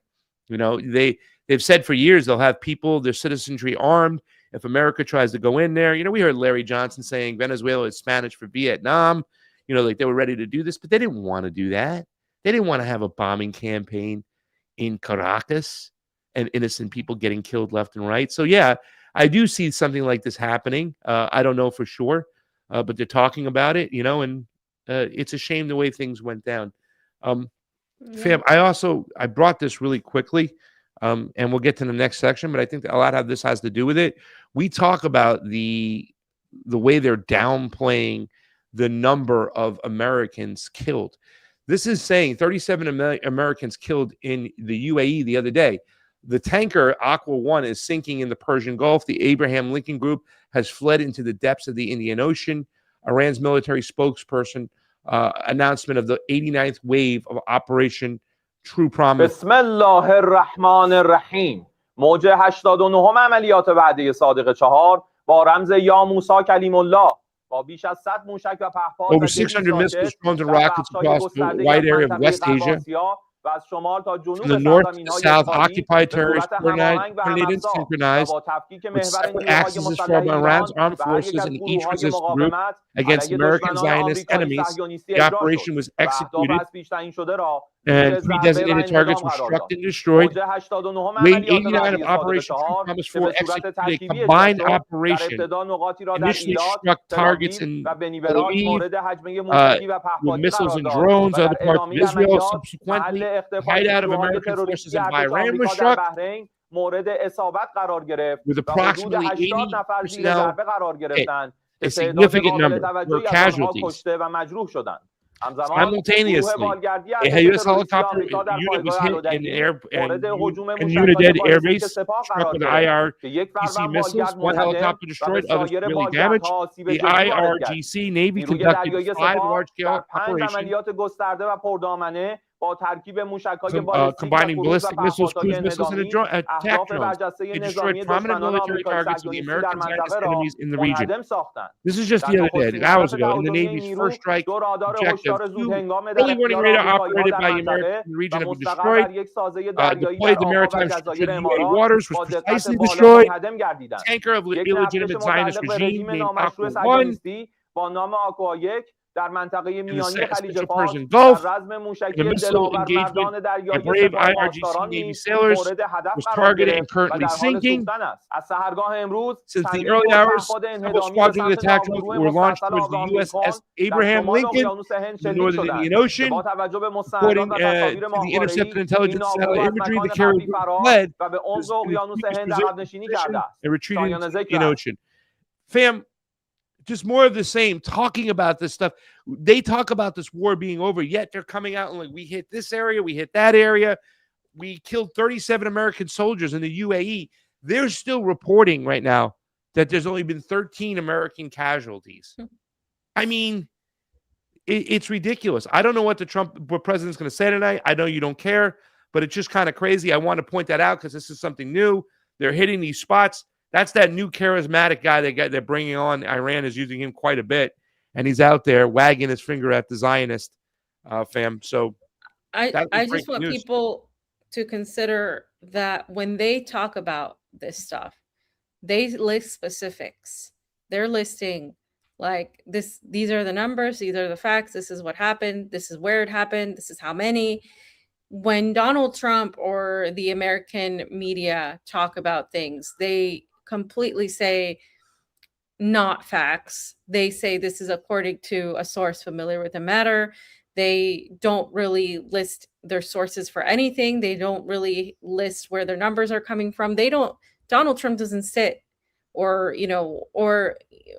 Pete Hegseth or anybody representing the military or our defense doesn't stand there and talk about all of these facts the way these people do. So if I'm going to say who's lying or who's telling the truth, just from an outside perspective, I would go with the people that are listing off the data points and saying, this is what happened, this is where it happened, and who have no reason to lie to the U.S. They know that the United States isn't going to be on their side. They know that they're not going to convince the American public hell. They probably know that the majority of Americans will never see or hear this information that they're saying.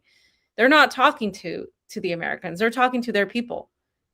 So their people don't really care how many Americans they kill. Their people just care that they are fighting and protecting their land. That's it. They don't have a reason to lie about this stuff. They're not trying to hide the dead because they don't care about that. There is honor in martyrdom. So they're not going to hide how many people are dying for this cause because they are Shia Muslim and they believe this is a great cause to be martyred for. So there's no reason for them to just get on the television and just lie. They're not speaking to a Western audience. So who do you believe? You know, I know who I believe. And we just talked about it in these last 24 hours, these last 12 hours, right? You're talking about Kuwait, Bahrain, UAE, all hit. 89th wave. They're not going to stop. We're seeing more weaponry. They're releasing little by little. And then today, you know, we got to remember too as well. It's not just Donald Trump going to speak. It's what's his name, Starmer and Albanese. So you got Great Britain and Australia all talking tonight too as well. So we'll see what's going on as they're addressing the nation, the world. I hope it's not about the Samson option and using nuclear weapons or trying to convince people or telling people that. I hope it's not that craziness, but we have to pay attention, fam. So, guys, let's get on to the next section. And thank you guys so much. All the links are down below the way you can help us out. Guys, get to our Give, Send, Go. Hit that share button. If you can give a few bucks, we can always appreciate it. Boots on the ground. Got a lot in store for you from the TruthWire this year. Go ahead, fam.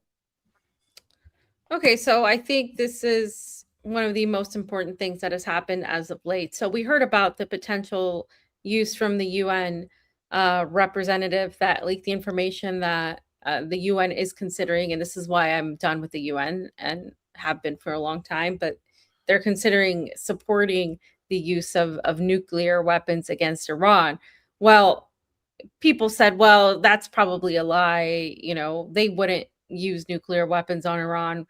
That's kind of like excessive. Is it really excessive when this is what Iran is targeting? Let's look at what Iran is targeting right here. Can you bring it up, Jayme? So I said, for those who look at the world broadly and focus on digital surveillance, this is why it's also, if you are that person, to look at things individually from the ground up and not ignore the real resistance. This right here, that is not only rejecting Agenda 2030's technocratic surveillance Zionist prison, the Epstein class wants to put us all in, but threatening its very existence. So I am advocating that Iran is threatening the existence of the Epstein class's entire plan to enslave everybody. Iran and the resistance are doing it without help from major powers who are very much going down that path. And I'm referencing China and Russia, who are very much going down the same path. Be warned that this is why they want to eradicate them from this planet. They are the threat to this evil world order, not BRICS, not alliances that include the Zionists and their pets. I'm talking about the Gulf. Remember this when you see threats to nuke Iran, and understand that the Epstein psychopaths are really considering it. They are, because they're finding no way to actually stop them. So let's read what Kala posted. So this is directly from the IRGC, and they said, from now on, for every assassination, one American company will be destroyed. The list of companies: Cisco, HP, Intel, Oracle, Microsoft, Apple, Google, Meta, IBM, Dell, Palantir, NVIDIA, JP Morgan, Tesla, GE, Spire Solutions, G42, and Boeing. The full statement. Warning from the Islamic Revolutionary Guard Corps to the ruling body of the aggressor, America. You can scroll up. You've ignored our repeated warnings regarding the necessity of stopping terrorist operations. And today, both in your terrorist attacks and those of your Israeli allies, a number of Iranian citizens were martyred. Since the main element in designing and tackling assassination and tracking assassination targets is American ICT and AI companies.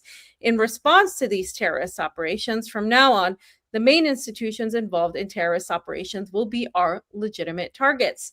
We advise the employees of these institutions to immediately leave their workplaces to save their lives. Residents around these terrorist companies in all countries of the region should also leave their locations within 1 kilometer radius and move to a safe place. Companies that are actively involved in terrorist designs will be subject to reciprocal action for every assassination. They are announced as follows, and he went through the entire list: Cisco, HP, Intel, Oracle, Microsoft, Apple, Google, Meta, IBM, Dell, Palantir, NVIDIA, JP Morgan, Tesla, GE, General Electric, Spire Solutions, G42, and Boeing. So they were not playing around. Every single time they've done something like this or said something like this, when the United States or Israel has completely ignored their ask, they've acted. And they're not going to refrain from this. But what do these companies represent?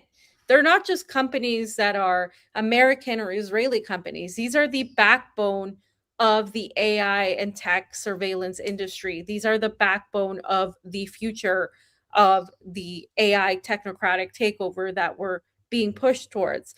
My issue is the way people cover this, for example, and it's not everybody, but I had a conversation with, Vanessa, and we want to actually talk to Ryan from The Last American Vagabond, and we want to talk to Derek Bros, because I do think they have a lot of things that they get right when it comes to AI, surveillance, and tech. However, they also need to look at the fact that it's not every government that is on board with that. And Iran has no desire to go that route. Iran doesn't have any billionaires in Iran. The only billionaires that are coming from Iran exist outside of Iran and were born in the United States, like Pierre Omidyar. He's of Iranian descent, if you didn't know, but he literally hates the government of Iran. The people who have a growing class of oligarchs and billionaires, the countries that have that are obviously the United States, the Gulf countries where you have a lot of this wealth, right? Dubai, the Saudis. Russia has had a growing number of billionaires. The wealth disparity has increased. And China has an area that is full of billionaires. How do you get billionaires in a communist society? So I agree that the majority of these governments have already made a deal that this is where we're going, right? Agenda 2030. But my knowledge of on the ground inner dynamics of meat and potatoes, I will call it. Like the fact that people want to eat, the fact that people need to have roads and bridges and normal things that we take for granted, all these things. Some countries are not there, are not hyper focused on the surveillance tech. In Iran, you have a different way of thinking that is more collectivist, but it's not coming from the same direction. And the fact is that the IRGC and the resistance have been threatened themselves by the surveillance Israeli tech. They have been droned. They have been their positions have been coordinated and targeted using this spyware, this tech that is already infiltrated by our Pentagon, inside our Pentagon, as the number one mechanism, not just for foreign, but for domestic, right? Via ICE, via the surveillance that is being put in these areas where they're housed or imprisoning these people.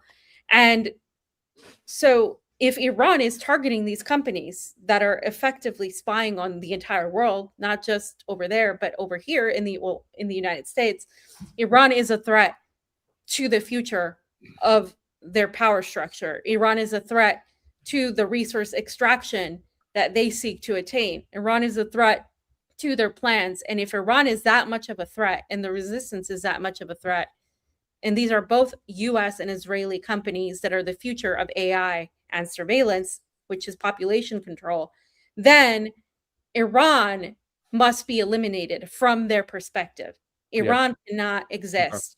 This is where you'll get the pushback, right? Because most of these people, when it comes to Derek, and I don't know, I don't want to say that Ryan kind of carries the same kind of mindset, but a lot of people do in that field, right? They have this anarchist thing about them. There's no government they'll ever like. And when it comes to Iran, there are people out there like Johnny Vedmore, who did a lot of work saying that, there were people within the Iranian government who worked to have Mossadegh overturned. Like there's a deep state intelligence connection between the two, right? And that still exists. That, there's people in Iran who, like a deep state in the United States, control what happens in Iran. Therefore, that they can't be trusted no matter what, because they want to eventually move us into, surveillance state mentality, track and trace systems. And I'm glad that you pointed this out too, because everybody you listed on that list over there, they're also military on that list too as well. And there is an integration between the AI and the technocrats and the military all together, and that's who Iran is focusing on. But I think that sometimes when I hear you and Vanessa speak and do your shows, sometimes it comes to this mindset of like, hey, there has to be some faith and some trust in one government overturning this or pushing back against this. And Iran is that government. They're still taking this kind of like position where no government is okay and you can't trust anybody. But that's an ideological position itself, right? I just want to say, let me just agree with you real quickly before you go. I agree with you, fam, because that's a kind of defeatist kind of like black pill mentality where there's no way out. And I don't agree with that. I don't believe that. So please continue. Yeah. I was just going to say that's an ideological position then, because in an effort to hate all governments, which is an ideological position, it's an anarchist ideological position. You're saying that all governments, there's not going to be any pushback from anybody, which is impossible. It is statistically impossible that nobody will push back. I don't believe that anybody is going to save us, but I do think that if anybody is pushing back against the Epstein class, it's Iran. And that's the thing is, a lot of these people, and no offense to them, they have never been to these places. They have not talked to the people of the region. They don't know the ins and outs of the region. They can't provide resources as to why they think this is happening from a ground up perspective. They can look at the connections and the money and this and that, but you're also missing a lot of the middle, which is why I agree with them on a lot of things. And I find them more reasonable than the BRICS idiots who are constantly just cheerleading for something that isn't a reality. Yeah. But at the same time is this defeatism. And I'm often accused of being very doomy and gloomy, which I'm not. I'm telling you that there is pushback. It also comes from a Western centric perspective, meaning that in the United States and in North America and in the West, we have grown up with a distrust and disdain for government, because our government has shown us that it's ineffectual, untrustworthy, absolutely not good for the people. Our government has shown us that they lie, that they manipulate, that they cheat. And so for a lot of these people, this idea of government, of the state, is absolutely, it's robbing you. Why do you need to pay taxes? The state is robbing you. Why do you need to do this? They're funding wars and all this stuff. I get that. I agree. But that perspective is true if you live in the United States and the West and North America. But if you live or have been in other countries, they have a different way of doing things. And no country is perfect. Not any of these countries that people put on a pedestal, especially not China or Russia, obviously not the United States and in Europe. And no country is perfect. No one government is perfect. But there are people in governments and in these countries that actually do push back and don't agree with what's happening. And if you actually go and talk to them, you realize that more people actually realize things, especially outside of the United States, that we realize. They just don't vocalize it, and they just feel like they're alone. I remember when we went to Brazil and we went to the favelas and we found these people that we interviewed and talked to, right? And they were just a group of people who were like activists, some from the United States, some from, throughout Brazil. And they were living in the favelas and they were helping people in the favelas out. And they agreed with us on COVID. And we would have never expected them to. And they were Lula supporters. So there are pockets of people and areas of resistance. What they want you to feel is that there's nothing there, that everybody is in on it, that everybody controls.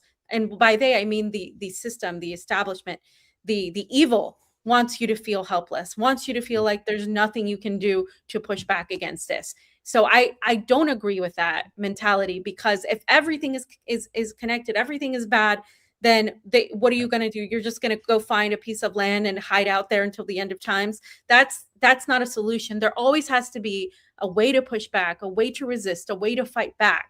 And that's why I admire the most of Iran and the people of Iran and in general Shias, because they have this belief, like, no matter how bad things get, no matter if you have your child blown to pieces, you're still going to continue, you're still going to fight. And that is something that is hard for us in the West to understand, but it is very possible for others to do. Yeah. And I have to say that, where I differ from Steve, Derek Brose and our good friend Steve Poikonen at times, is the fact that the power structure has to change. That unfortunately in this situation, you're going to have to pick a side.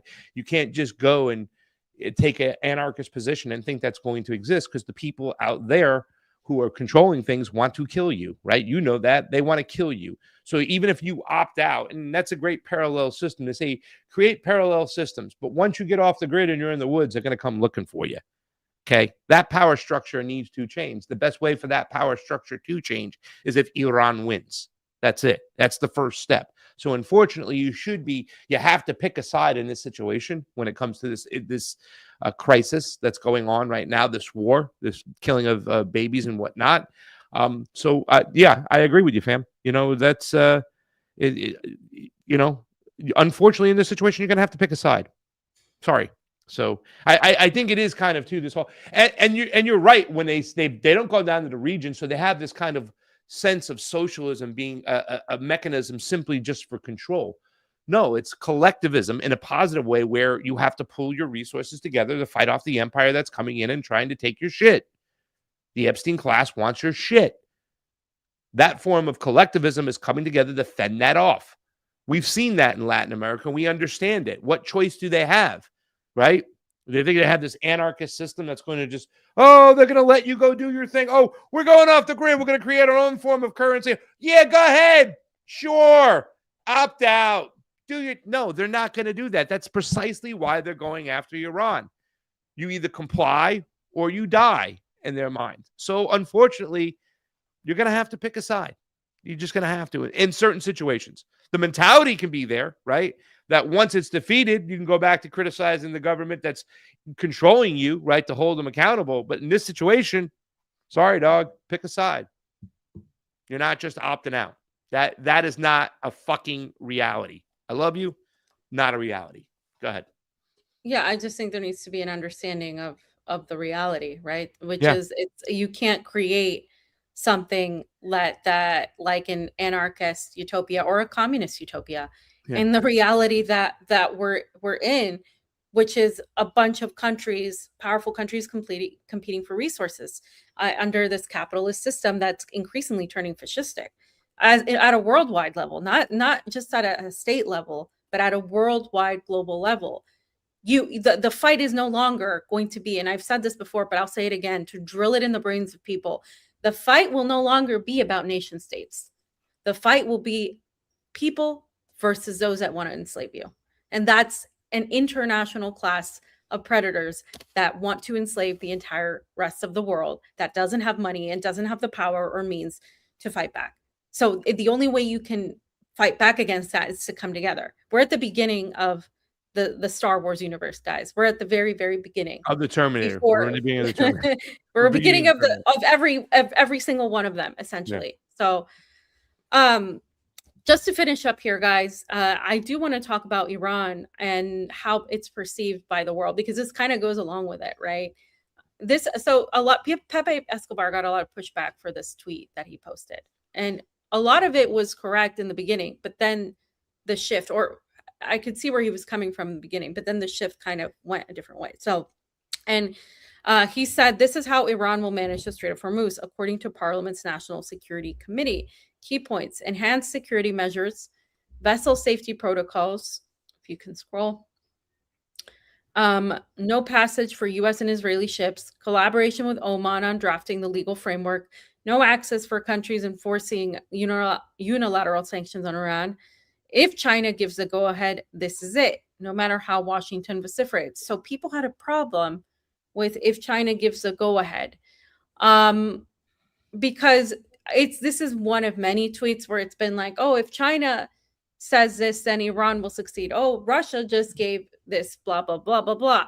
And, a lot of people have been from the region. It's not just me, like, because I'm not, from there, but a lot of people have just been pushing back against this narrative, because it's not just one or two times. It's been consistent. Like, it's insulting to them that people still think Iran can't hold their own, right? That Iran is not capable of doing anything on their own when they're the only ones fighting right now. I mean, them and the resistance with very little means, by the way.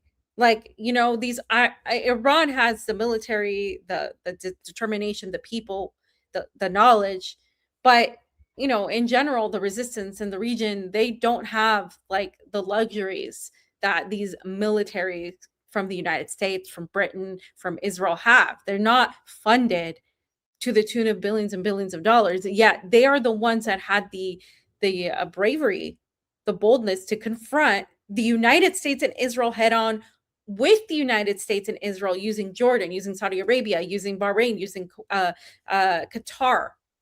So using their little proxies in the region, and they have still been successful, and they have still hit them where it hurts. So the fact, while China and Russia have effectively been sitting on the sidelines saying diplomacy, de-escalation from both sides, it's insulting. So the responses have been as such, and I'll just read what some of them have been. This is from Julia. She lives in Lebanon, and she's right now, in Lebanon, receiving on the receiving end of a lot of these bombs. So she said, Iran is changing the global order by nationalizing global trade corridors, guided by a revolution that does not take orders from east nor west. And notice she said from east nor west. Why would Iran ever need a green light from China when it enabled through resistance the collapse of dollar hegemony in the first place? So she's saying, while China and Russia are pushing BRICS to collapse the dollar hegemony, what's actually collapsed the dollar hegemony are Iran's actions in the Strait of Hormuz, because that's what it's going to actually take. It's not going to take creating another version of the UN, the economic version of it, to collapse dollar hegemony. That's going to happen in like 30 years. What's going to happen, what's actually going to attack the dollar much more quickly, is actually a military action. And that is what is required when you want to target Israel and the United States hegemony. I said the constant dismissal of Iran and the resistance exposes an underlying ethno-supremacist anti-Muslim bias disguised as analysis. I do think this is true because there is, and it's not just with Iran or the region, it's also with Latin America. And I pointed this out before. Venezuela gets all the hate thrown on them, but Russia and China have relations with Israel. They've constantly, done things that are reprehensible, and people just don't go after them. The myth that they need permission or can't function successfully without Russia or China is not only false, but props up a narrative that conveniently aligns with Zionist interests. So, like, in my opinion, if you're promoting the idea that Iran can't sustain itself, then you're also promoting this idea that Iran is an effectively goat country that doesn't have the means, that is just this shithole country that the United States could easily take over. But reality is showing otherwise. They're losing their lives right now in this fight. And some people just want to just pretend that that's not happening. And there's a few more here I just quickly want to read. And then I want to get your take on this, fam. By the way, I love that tweet, though. It exposes an underlying ethno-supremacist and anti-Muslim bias disguised as analysis. Absolutely, right? I don't know if the underlying ethno-supremacist, if you can say that's an American exceptionalism, too, with the West and their allies. Yeah. It's the same fucking thing. They always talk about that. I mean, this is why these congressional members can come on TV and talk about, these are the people who want to bring the eth to the world. They think that Iran is a third world country, when our good friend Jayme CheeseSlice on the ones and twos would say, no, this is the Persian Empire. This is not some third world country. People don't realize who we're dealing with. And yet the mindset of Americans is that, they're the ones I have friends like fam, that speak about this, about what the white man has contributed to society for so long. First of all, it's man versus women, right? What would women do without men? Men do all these things. These women want their equal rights. Let them try to do what men do. That's ridiculous. Then it's the Europeans, what we have given to the world and society, that we're the ones who led the way. These Muslims are just stupid, backward-ass people riding their camels in the desert in the sand. They can't think like us. They can't, They're just conform to what's going on. That tweet gets to the heart of what's going on right there. And I think people have to wake up and realize what's going on. Iran is doing a great job of destroying that narrative that they have out there. So when you hear Marco Rubio and all these idiots on TV talk, you're like, no, sorry, buddy. That's not just the way it is. Yeah, I mean, there is that in American circles. But I also think even in the media sphere, it exists subtly, because we've been bombarded with this idea that they're always at war, that they're always like this. And we just have to break through that mentality, because sometimes it is subconscious. So the next one, if you can put the next tweet, Jayme, from, I believe it's Vanessa. She said, why does Iran need China's approval? On the contrary, China and Russia should be eternally grateful to Iran for taking on the Sado-Pedo-Zio-fascist complex alone. I mean, I think the world should be grateful. I mean, well, they're not alone. That's wrong. Yemen and Iraq have now joined the fight. They have some people out there. Let's tip our hat to them. Of course. Come on, Vanessa. I think that's very clear that, again, the resistance is there. Samir is the next one. Samir Ali. These accounts have been for 3 years going, it's over the West. It's over for the West. This is another point I'm sick and tired of. It's over for the West. Game, set, match. Multipolarity for breakfast and lunch based on nothing at all. Now, if China gives the go-ahead, China, meanwhile, milking contracts in Israel as if its survival depends on it. China is still engaging in contracts with Israel. It's just not promoted, but it's there if you do the Samar, research. Right? Not Samir, Samar. Oh, sorry. Yes, Samar. Yeah. Come on, fam. And you're supposed to be correcting me, not me correcting you. I pulled a pasta. I'm sorry. You pulled the pasta. And by the way, she's addressing the ideologues out there. She's addressing all these people out there that constantly, once again, I don't want to say their names, but there are ideologues. These are the people that I met in Cuba, right? At the airport, because I flew out a day after you, fam, and all the Christian Smalls and the PSL and the Manolos were there and whatnot. They wear their shirts. They're completely, driven by ideology. Danny Shaw talked about them, that they're still out there. They're not really looking at the reality of what's going on today. So, you know, they're still with their Viva la Castro and all that other stuff. And yes, you can. It's insulting. But it is insulting, and it's a little bit ridiculous right now too as well. And it shows a disconnect from what's going on. You know, a friend of mine asked me, he goes, Pasta, did you stay at a 5-star hotel when you went to Cuba the last several times? I'm like, no, I did not. But there's a list of hotels where people can stay, and it's kind of surprising. It's not surprising to me, but it's par for the course that you're bringing that up, that they're focused on them staying at a 5-star hotel, and you're not focused on what's really going on, the blockade. But that's the whole reason why you don't go and do it that way, because you know that these people are gonna. You have to take into consideration the how it looks like, because in this world, that's how things function. Yeah. Anyway, on this, though, I want to reiterate the point of the fact that there's a lot of people that have been saying the West is falling, the West is falling. Is the West falling? Is the United States falling? Like, okay, let's take the United States. Is the United States an empire in decline? Yes. Is it though declining for the billionaire, millionaire class? No. Look at what Donald Trump's doing. They're expanding. That's what they're doing. Israel's expanding. They're taking out leader after leader. They've just captured Venezuela. They want to capture Cuba. They want to go into Mexico. They've succeeded in Venezuela, and they're this close to doing it in Cuba. They've regime changed several presidents in Latin America. They have the Malays and the far right winning in South America and in Central America. And now they want to capture Iran. They've promoted a genocide. They've funded and orchestrated a genocide in Gaza. They're trying to continue the expansion of Greater Israel.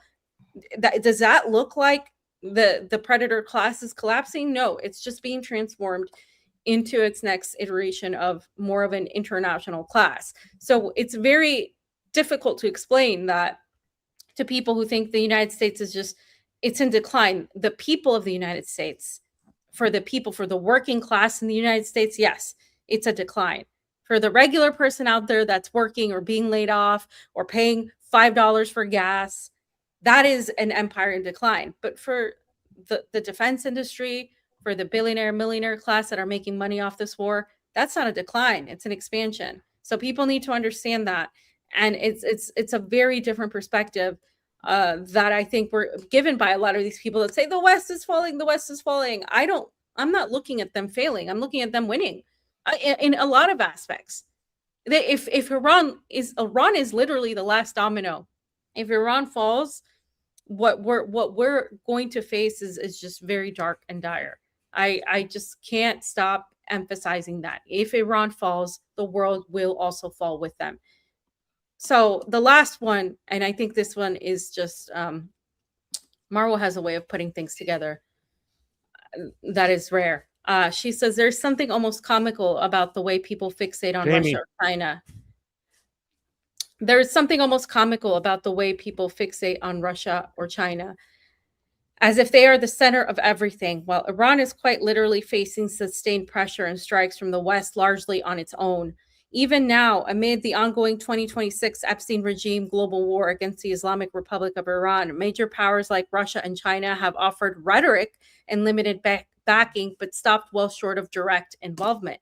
Iran is not being carried by some global alliance. It is navigating a highly complex, high-pressure confrontation, largely on its own terms, against a coordinated Western Zionist front. At this stage, the constant expectation that someone else has a say in anything Iran is doing or will end up doing feels detached from reality. Honestly, it is less analysis and more illusion. And that is what makes it almost laughable. So these are people primarily, right, except me, from who live in these areas that are being decimated by Israel. Why did Pepe put that, though? Why did he put if China allows it? I mean, I know can you just a little bit more explanation? I mean, why would he put that? I'm not Pepe, but from what he constantly puts, it's very, BRICS, very China, Russia heavy, very, this is. Yeah. So he didn't go back and explain this when people questioned it. No. He didn't. Okay. So That's why he got a lot of pushback. And I think I'm not going to speak to his intentions of it because I don't know. But, I think we have to be very aware of like how it constantly now. And for me, I see it. But like, imagine being from Iran or being from these areas that are literally the ones on the receiving end of the bombs and then hearing, oh, you're successful because of China and Russia. It's kind of like a slap in the face, to say the least. And, I would be livid if I was there. So yeah, I think it needs to be said. I think people, and this is the greater point that I'm trying to make, is there are a lot of ideologues, as you said, that live in a reality where BRICS is coming up and de-dollarization is happening tomorrow, and China and Russia are going to save the world from US hegemony, and it's going to be this like trifecta of like fights and blah blah blah with Iran against, and China and Russia against the United States and the West. That's not what's happening. It's literally Iran and the resistance, and that's it. And by resistance, I include Ansarallah, I include Hezbollah, I include the Syrian Arab army that's facing off Jolani's thugs and the Iraqi resistance forces as well. Like it's them, but it's them. It's not anybody outside of that. So just be cognizant of that. That's all. It's awesome that the little guys are joining the fight. By the way, I did put a WBI.org in the chat. That's what's going to be at the top of the hour at 4:00. About an hour and 12 minutes. I'm going to do my show over there. It is a call-in show called Drive Time, and I encourage everybody to go and join in. And if you want to call in, it's 212-209-2877, 212-209-2877. That's going to be a fun show today because it's following the No Kings protest. But you'd be surprised out there nowadays. I think the silent majority of people out there understand that the Democratic Party isn't the answer, but that's what they're trying to attempt to move us into. Fam, we're going to have the president talking at 9 p.m. Eastern tonight. I know you're not crazy about it or understand what's going on, but, in his head, who can fucking figure out what's going on in his head? There's another one flew over the cuckoo's nest little skit going on Twitter.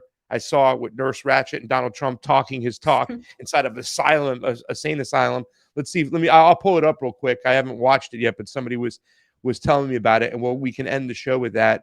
Jayme, if you can put up our Give, Send, Go, that would be awesome really quickly. Please, guys, go ahead and give to our Give, Send, Go. It's givesendgo.com/election integrity matters. It's going to be less than a week away till we reunite, the fam and I, and we'll do some shows from the lovely country of Peru. There's a lot going in Latin America. We need to get on the ground. We'll also do some other things that are awesome. So please go ahead and check this out. Go over to givesendgo.com/election integrity matters. If you can't give a share. It shows that you care. This is the video from Another One Flew Over the Cuckoo's Nest. Let's take a look at that real quickly. It's only 1:24, and then we'll get on out. Donald Trump speaking from the loony bin. Well, maybe you can tell us why. I say, what would happen if the boat sank from its weight and you're in the boat and you have this tremendously powerful battery and the battery's now underwater and there's a shark that's approximately 10 yards over there. By the way, a lot of shark attacks lately. Did you notice that? A lot of shark. I watched some guys justifying it today. Well, they weren't really that angry. They bit off the young lady's leg because of the fact that they were not hungry, but they misunderstood who she was. These people are crazy. He said there's no problem with sharks. They just didn't really understand a young woman swimming now really got decimated, and other people too, a lot of shark attacks. So I said, so there's a shark 10 yards away from the boat, 10 yards, or here. Do I get electrocuted if the boat is sinking, water goes over the battery, the boat is sinking? Do I stay on top of the boat and get electrocuted? Or do I jump over by the shark and not get electrocuted? Because I will tell you, he didn't know the answer. He said, nobody's ever asked me that question. I said, I think it's a good question. I think there's a lot of electric current coming through that water. But you know what I'd do if there was a shark or you get electrocuted? I'll take electrocution every single time. I'm not Artie, you're so fucking dumb. I can't believe it. Jack Nicholson with the look on Donald Trump. Priceless, fam. Priceless. The trolling is at another level. Guys, please go on over, help us out. Our Give, Send, Go is up. Fam, you got anything going on? Did you guys release your episode with Vanessa Billy so you can watch that?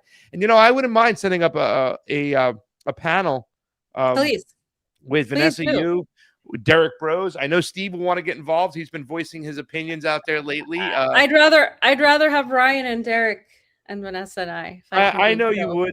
I know you would. Yeah, But, no, because I can't even get a word in with him. He's just gonna yell the whole time, and well, I I can actually moderate, but want. I hear you. If you want to get No, the other I two, want. Yeah, yeah, I get it. We can do that. Let me see if I can arrange something. Ryan has talked about wanting to do panels, so we can do that. I think that's something interesting. I know Derek Bros will probably be wanting to do something like that, and that would be the main guy we wanted to jump on in with that situation. So we'll see if we can get that done.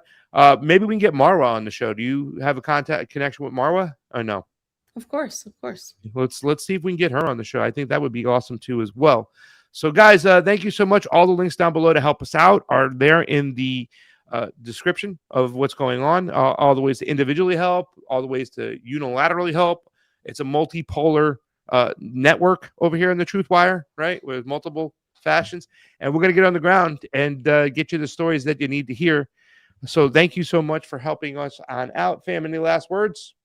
No, that's it. See you guys next time. I did reach out to Carl Zah. I'd like to have a conversation with Carl Zah, fam. We haven't had him on in a while, so there's a couple things we could talk about. I wonder where he's at with the whole situation when it comes to China.